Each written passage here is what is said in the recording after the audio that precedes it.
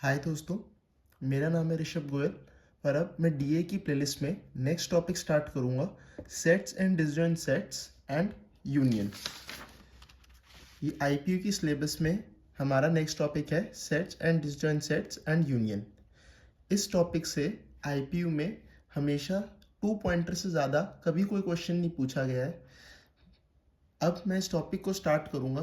मैं मोस्टली सारा कुछ करा दूंगा इस टॉपिक में से जो भी क्वेश्चंस आ सकते होंगे। अब हम स्टार्ट करते हैं सेट्स एंड डिसजॉइंट सेट से। ये बस डेफिनेशंस हैं कि क्या होता है सेट्स और डिसजॉइंट सेट्स।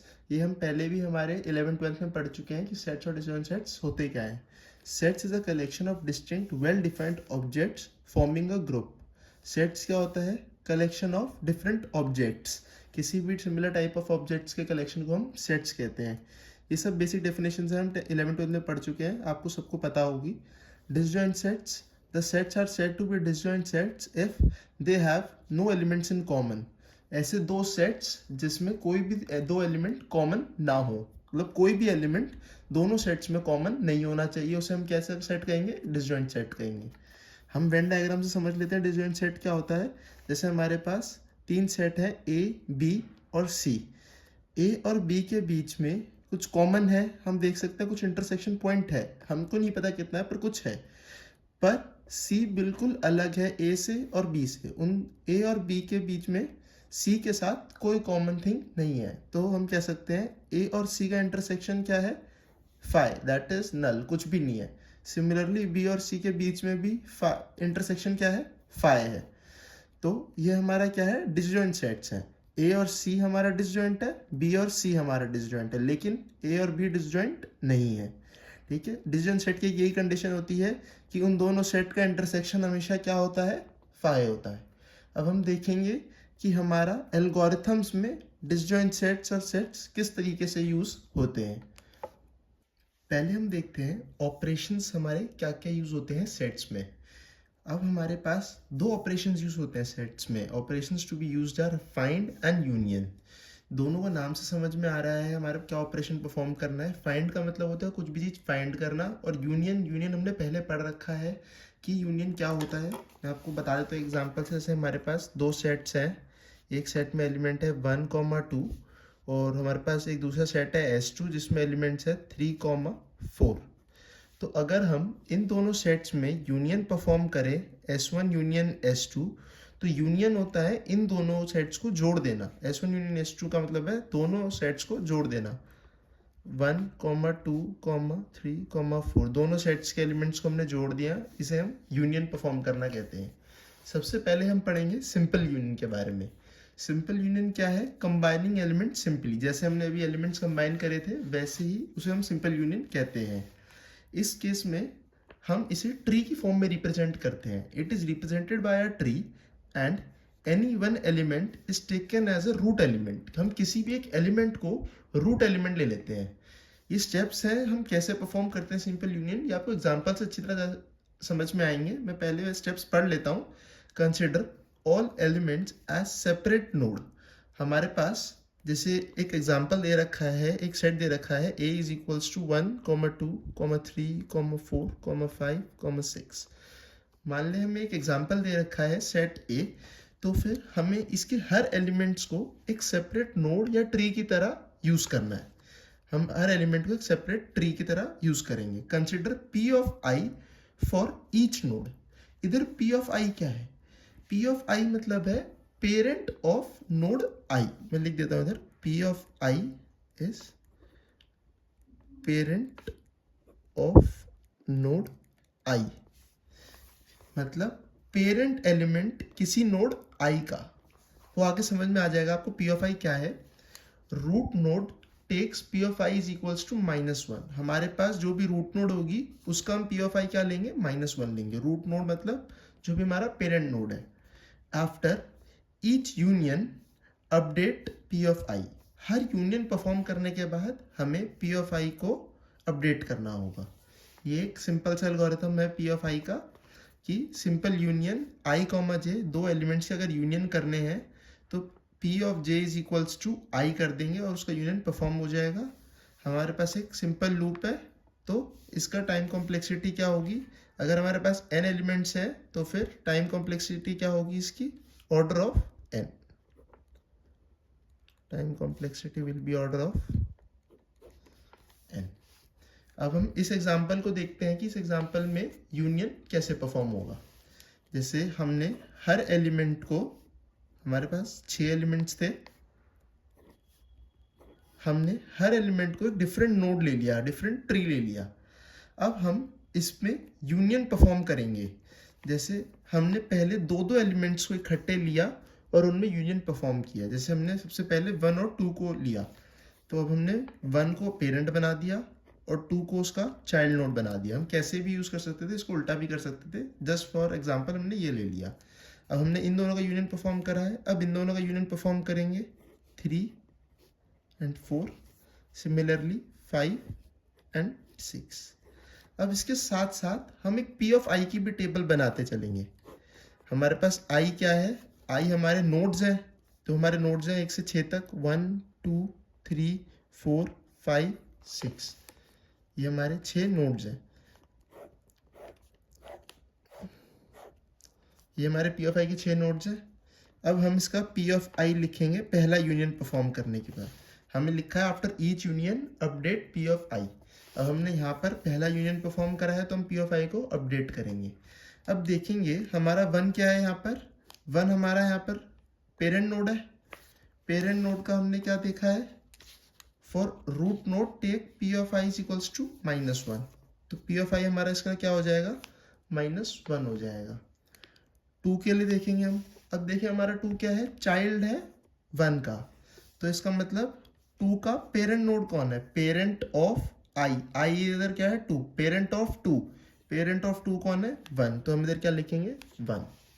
अब हम देखेंगे पेरेंट ऑफ 3, पेरेंट ऑफ 3 कोई नहीं है, 3 खुद एक पेरेंट नोड है, रूट नोड है, तो उसके लिए P of I क्या लेंगे हम, -1। ठीक है, ऐसे ही 4 के लिए, 4 का पेरेंट नोड कौन है 3, 5 का पेरेंट नोड कोई नहीं है, वो रूट नोड है, तो उसका क्या होगा -1, और 6 का पेरेंट नोड है 5। ये हमारा पहला यूनियन परफॉर्म करने पे आया, आइट्रेशन फर्स्ट पे आया है। अब हम दूसरा यूनियन परफॉर्म करेंगे। दूसरा यूनियन क्या होगा, जब हम इन दोनों के बीच में यूनियन परफॉर्म करेंगे, यूनियन 1, 3। अब हम इन दोनों के बीच में यूनियन परफॉर्म करेंगे, तो हमारा कैसे ट्री बनेगा, 1 2, अब 3 इसके साथ जाके जुड़ जाएगा, 3 और 4 पहले से अटैच था। 5, 6 हमारा भी एज इट इज है। अब हमने फिर एक यूनियन परफॉर्म करा है, तो उसके लिए हम फिर P of I की टेबल को अपडेट करेंगे।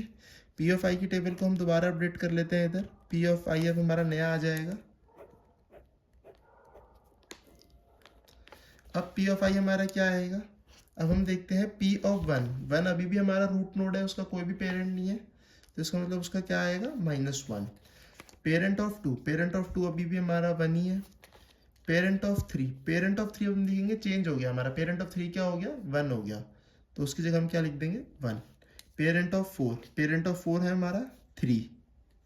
पेरेंट ऑफ 5, ये हमारा एज इट इज है 5, 6, तो इसकी टेबल एज इट इज ही रहेगी। पेरेंट ऑफ 5 हमारा कोई भी नहीं है, -1, एंड पेरेंट ऑफ 6 हमारा 5 आ गया। अब हम अगला यूनियन परफॉर्म करेंगे हमारा 1, 3 में, और हमारा बचा हुआ ट्री 5, 6 में। ठीक है, अब हम अगला यूनियन परफॉर्म करेंगे, यूनियन 1, 5। इसका रूट नोड और इसका रूट नोड हम इसमें लिखते हैं और यूनियन परफॉर्म करते हैं। यूनियन इसका परफॉर्म कैसे होगा, हमारा 1 और 2 एज इट इज, ठीक है, 3, 4। अब इन दोनों के बीच में यूनियन परफॉर्म करेंगे तो यहाँ पर क्या ऐड हो जाएगा, 5 और 6। अब हम फिर P of I की टेबल को अपडेट करेंगे। P of I की टेबल अब आपको आ गई होगी कैसे लिखनी है। हमारी पहले की जो टेबल थी वो तो एज इट इज है, उसमें कोई भी चेंज नहीं आया, उसको हम एज इट इज लिख देंगे।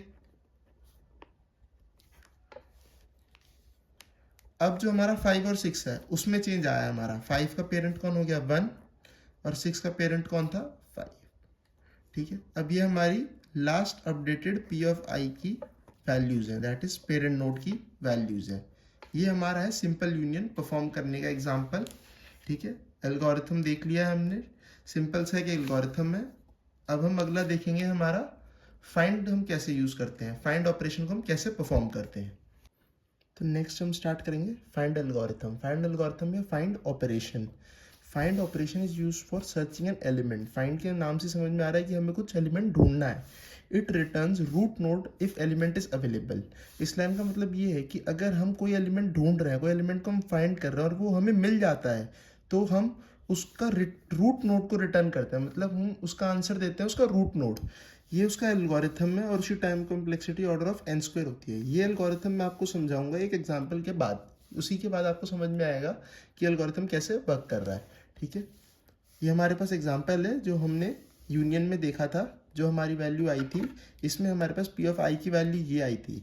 अब हम इसमें देखते हैं अगर हमें 4 को फाइंड करना हो तो हम कैसे फाइंड करेंगे। ठीक है, अगर अब हमें एलिमेंट 4 को फाइंड करना है तो हम कैसे फाइंड करते हैं, मैं आपको स्टेप्स बताता रहता हूँ साथ साथ। जैसे अगर हमको 4 को फाइंड करना है तो हम देखेंगे कि 4 की पी ऑफ आई वैल्यू क्या है। 4 की पी ऑफ आई वैल्यू है 3। ये देख सकते हैं 4 की पी ऑफ आई वैल्यू क्या है 3, मतलब 4 का पेरेंट नोड कौन है 3 है। अब हम देखेंगे क्या 3 ग्रेटर देन 0 है, तो हाँ 3 ग्रेटर देन 0 है। तो अब हम उसका भी पी वैल्यू फाइंड करेंगे। जैसे इधर देख सकते हैं हम पी वैल्यू ऑफ 3 क्या है, पी वैल्यू ऑफ 3 है 1।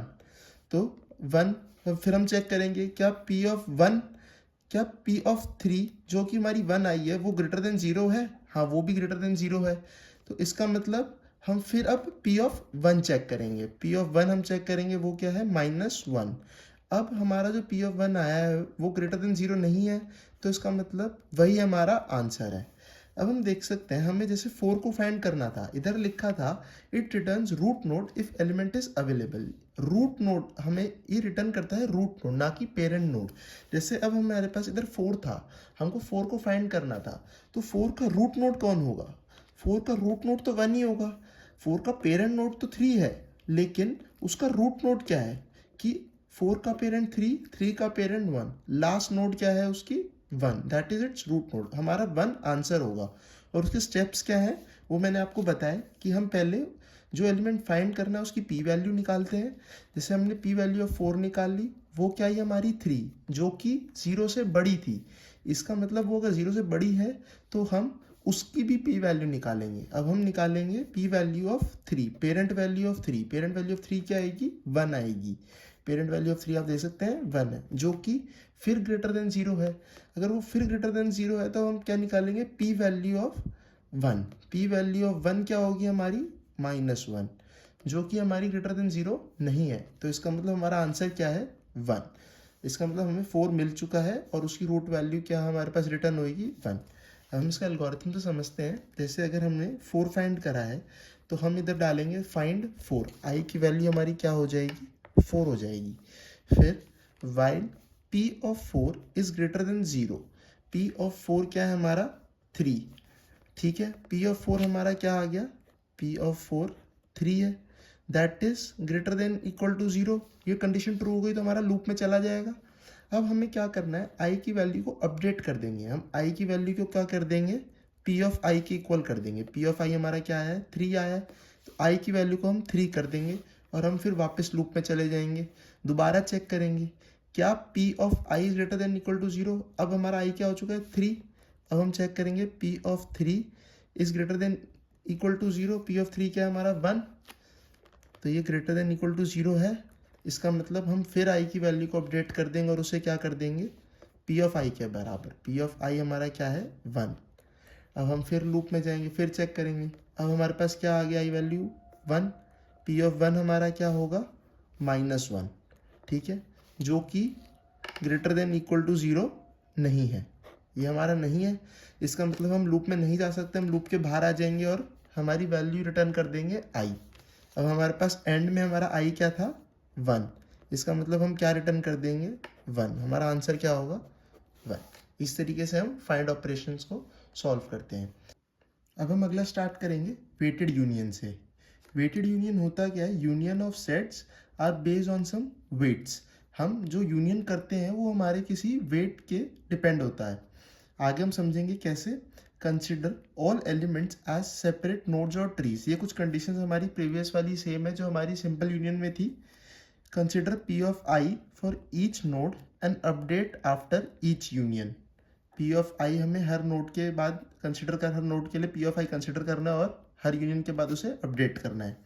Value of root node P of I, हमने देखा था सिंपल यूनियन में हमारा वैल्यू ऑफ रूट नोड जो था वो हम हमेशा -1 लेते थे, पर इसमें वेटेड यूनियन में हमारा value of root node P of I is minus of count of I. ये क्या है? ये है हमारा minus of number of nodes in I. जो भी हमारा उस नोड पे उस सेट में जितने भी नंबर ऑफ नोड्स होंगे उनको काउंट करके उसका नेगेटिव हमारा उसका पेरेंट वैल्यू हो जाएगा।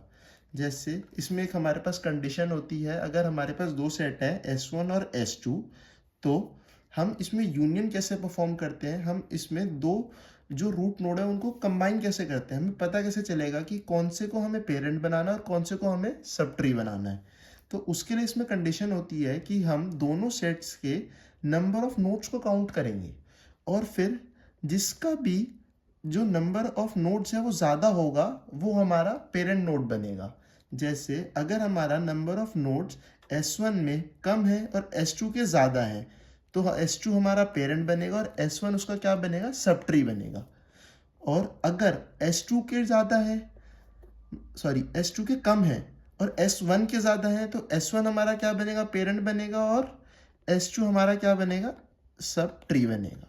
ठीक है, अब हम आगे देखते हैं एक एग्जांपल से।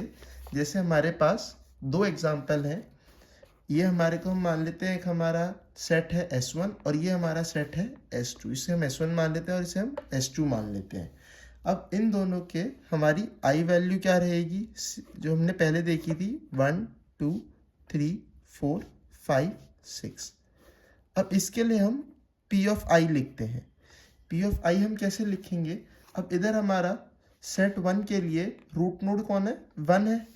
P ऑफ 1 हमारा रूट नोड है, उसके लिए हम क्या लिखेंगे, कैसे लिखेंगे? उसके लिए हम देखा था, इधर है माइनस ऑफ काउंट ऑफ आई। ठीक है, अब 1 वाले में हमारे पास कितने नोड है? 1 2 3 4, 4 नोड है। इसका मतलब काउंट क्या है? 4, और उसके बाद हमें उसमें नेगेटिव भी लगाना है। तो P ऑफ 1 हमारा क्या होगा? -4। अब 2 का पेरेंट कौन है? 1। ये जैसे हम पहले करते आ रहे थे सिंपल यूनियन में वैसे ही होएगा। 3 का कौन है? 1। 4 का पेरेंट है 3। 5 हमारा अलग सेट है, उसमें 5 हमारा रूट नोड की तरह यूज हो रहा है। रूट नोड का हम कैसे निकालेंगे? Minus of count of I, minus of count of number of node in this set. इसमें कितने हैं? 2, तो माइनस ऑफ 2 हो जाएगा।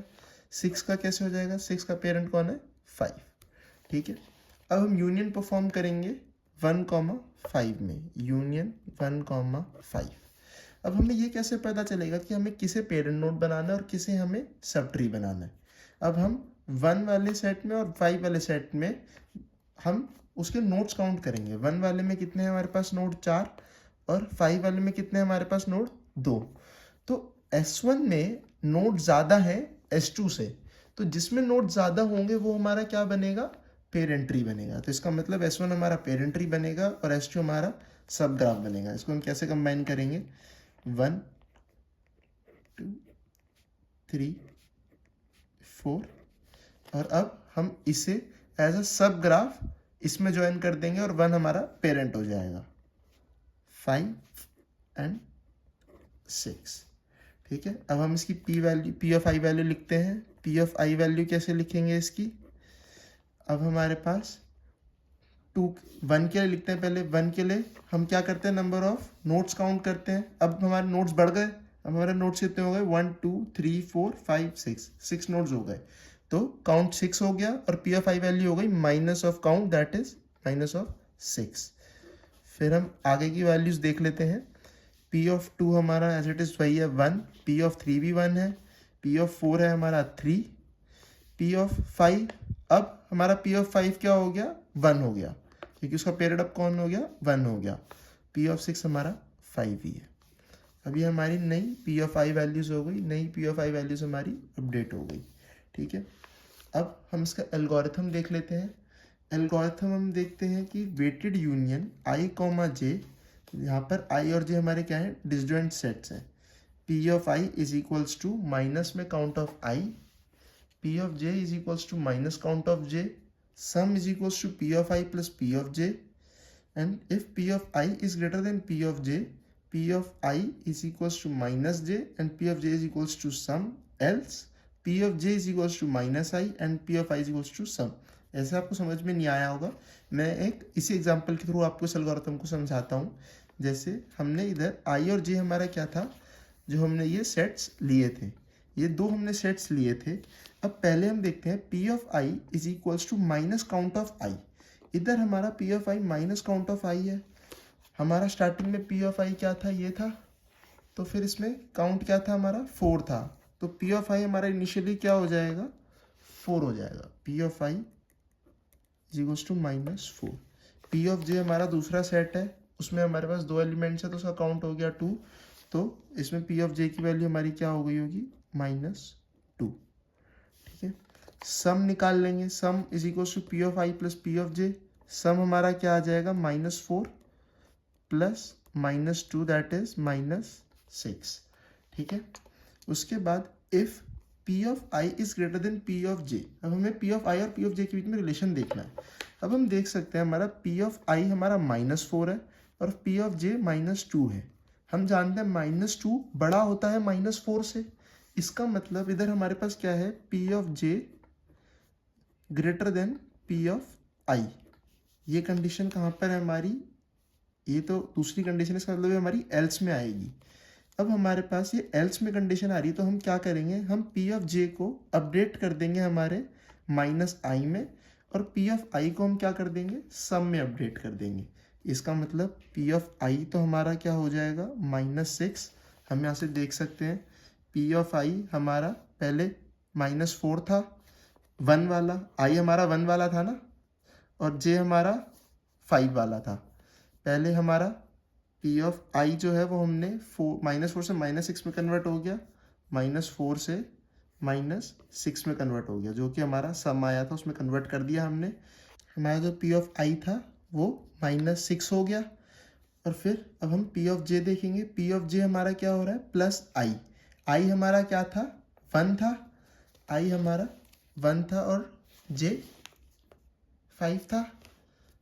हमने देखा पी ऑफ आई हमारा -2 से 1 में ही कन्वर्ट हो रहा है, दैट इज आई, वापस आई में कन्वर्ट हो रहा है ना, आई हमारा 1 था, आई 1 था और जे 5 था, आई में कन्वर्ट हो रहा है, तो हम पी ऑफ जे को 1 लिख देंगे।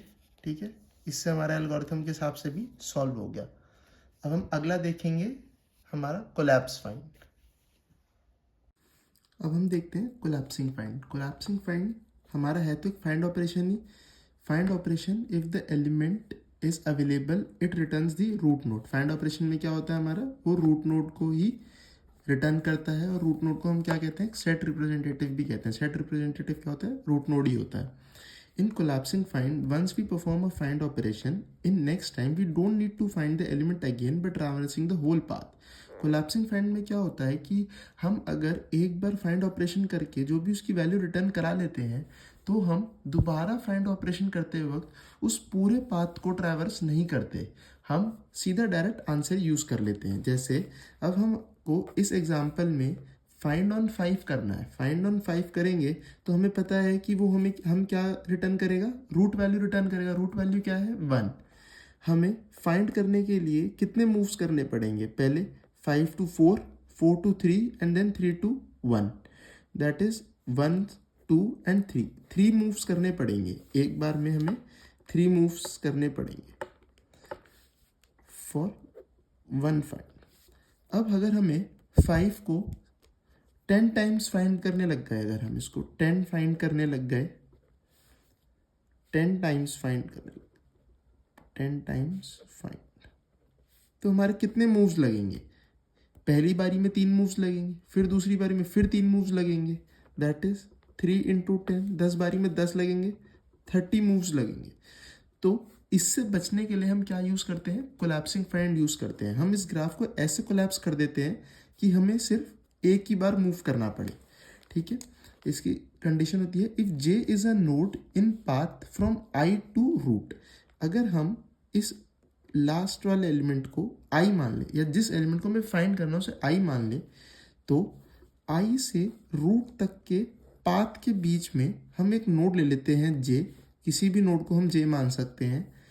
और अगर हमारा जो भी पी ऑफ आई है, पेरेंट ऑफ आई है, वो अगर हमारा रूट के बराबर नहीं होता तो हम उस पी ऑफ जे को रूट बना देते हैं। जैसे इधर हमारा पी ऑफ आई कौन है, 4 is not equal to root, 4 node हमारा रूट नहीं है, रूट तो हमारा 1 है, तो हम पी ऑफ जे को ही रूट सेट कर देते हैं। तो मान लो हमने जे ये ले रखा था, तो पी ऑफ जे को हम रूट सेट कर देते हैं। पी ऑफ जे कौन है हमारा, 3 है, वैसे 3 है लेकिन हम 3 को उसका रूट सेट कर देंगे। जैसे इसका मैं कोलैप्स ट्री बना देता हूँ, 1 2 3। अब P ऑफ जे मान लीजिए हमारा 4 था, तो P ऑफ जे हमारा क्या होगा, 3, तो 3 इज इक्वल टू रूट, जो कि है। अगला हम देखते हैं, जे अगर हमने 5 ही मान लिया तो वो भी हमारे रूट के इक्वल नहीं था। फिर हमने देखा कि P ऑफ जे को हम रूट सेट कर देंगे। P ऑफ जे क्या होगा हमारा 4, हम 4 को भी रूट सेट कर देंगे। अब हमारा P ऑफ 4 भी क्या हो गया, रूट हो गया। ठीक है, ऐसे ही हम सिमिलरली 5 के लिए भी करते हैं। 5 को भी हम रूट का पेरेंट सेट कर देंगे। ठीक है, ये हमारा कोलैप्स ट्री हो गया, इसे हम कहते हैं कोलैप्सिंग फाइंड। ठीक है, इससे हमारे क्या हो गया, मूव्स कम हो गए। इसका हम एल्गोरिथम देख लेते हैं। Find I, R is equals to I. इधर आर क्या है हमारा, रूट नोड है, और एस क्या है, एक एक्स्ट्रा नोड है। इससे मैं आपको समझाता हूँ। इसमें अगर हमने क्या फाइंड करा है, ये ऊपर वाले एग्जांपल में 5 फाइंड करा है। ठीक है, फाइंड 5। अब हमने हमारे रूट को आई सेट कर दिया, रूट को हमने क्या सेट कर दिया, 5। इधर आर हमारा क्या हो गया, 5 हो गया। While P of R is greater than 0, ये तो हमारी कंडीशन होती है फाइंड की। अगर आप पिछली बार भी मेरी बैक जाके चेक करें तो उसमें मैंने बता रखा है, कंडीशन तो होती है उसकी फाइंड की। अब हम पी ऑफ आर को चेक करते हैं, पी और 5 ग्रेटर देन 0। पी ऑफ 5 हमारा क्या है, 4 है, पेरेंट ऑफ 5 हमारा 4 है, जो कि बड़ा है 0 से, तो हम आर को क्या सेट कर देते हैं, पी ऑफ आर। आर को हम सेट क्या कर देंगे, 4। पी ऑफ आर हमारा क्या था, 4 था, तो हम आर को क्या कर देंगे, 4 सेट। अब हम फिर लूप में जाएंगे, पी ऑफ 4 देखेंगे, पी ऑफ 4 हमारा 3 है, तो हम 3 को क्या सेट कर देंगे, 3 हमारा ग्रेटर देन 0 है, पी ऑफ 3 ग्रेटर देन 0 है, तो फिर हम क्या कर देंगे, आर को 3 बना देंगे। ठीक है, अब हम पी ऑफ 3 देखेंगे। पी ऑफ 3 हमारा क्या है, पी ऑफ 3 1 है, जो कि ग्रेटर देन 0 है, तो अब हम आर की वैल्यू क्या सेट कर देंगे, एंड में 1 सेट कर देंगे। ठीक है, अब हम देखेंगे हमारा पी ऑफ 1 हमारा क्या होगा, minus count of I, that is 1 2 3 4 5, minus of 5 that is less than 0, तो इस लूप से हम बाहर आ जाएंगे। अब हम देखेंगे हमारा while I is not equal to R. I हमारा क्या था, आई हमारा था 5 is not equal to R, हमारा क्या हो चुका था, 1। ये कंडीशन ट्रू है। अब हम लूप में आ जाएंगे, तो हम हमारा एक और नोड बनाएंगे एस, जिसे हम पी ऑफ आई डिनोट कर देंगे। अब इधर हमारा एस क्या हो जाएगा, P of I, that is P of 5, S हमारा क्या हो जाएगा, 4 हो जाएगा। फिर पी ऑफ आई को हम क्या सेट कर देंगे, आर सेट कर देंगे। पी ऑफ आई हमारा क्या हो जाएगा, आर हो जाएगा। आर क्या था, 1, और आई हमारा क्या हो जाएगा, एस हो जाएगा, एस था 4। ऐसे हमें ड्राई रन करके एक बार देख लेना चाहिए, हमें समझ में आ जाता है एल्गोरिथम कैसे वर्क कर रहा है, और याद करने में भी बाद में फिर आसानी होती है। एग्जाम्पल याद करने, फिर उसके साथ हम देखेंगे एल्गोरिथम कैसे वर्क कर रहा है, तो उसी हिसाब से हम एल्गोरिथम को लिख सकते हैं। अब हमारा आई 4 आ गया। अब हम फिर इस लूप में चेक करेंगे, 4 is not equal to R, 4 is not equal to 1। ठीक है, अब हम फिर चेक करेंगे, फिर एस लिखेंगे, पी ऑफ 4 के लिए पी ऑफ 4 क्या होगा 3, एस को हम सेट कर देंगे 3, ठीक है, ये नेक्स्ट आइट्रेशन है।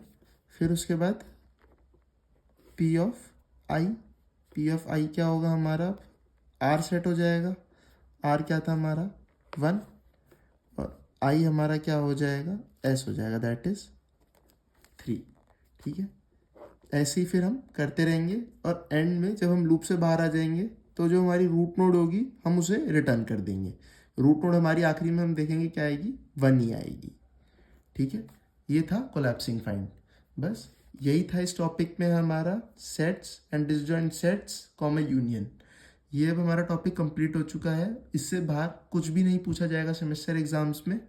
अगर आपको मेरी वीडियो अच्छी लगी हो तो वीडियो को लाइक करें, चैनल को सब्सक्राइब करना ना भूलें। कोई भी आपको डाउट हो इस वीडियो में या किसी क्वेश्चन में तो आप मेरे को कमेंट सेक्शन में लिख सकते हैं। मैं पूरी कोशिश करूँगा आपके डाउट को क्लियर करने की। या तो मैं आपके कमेंट सेक्शन में जवाब दे दूँगा या फिर उस पर एक डेडिकेटेड वीडियो अलग से बना दूँगा।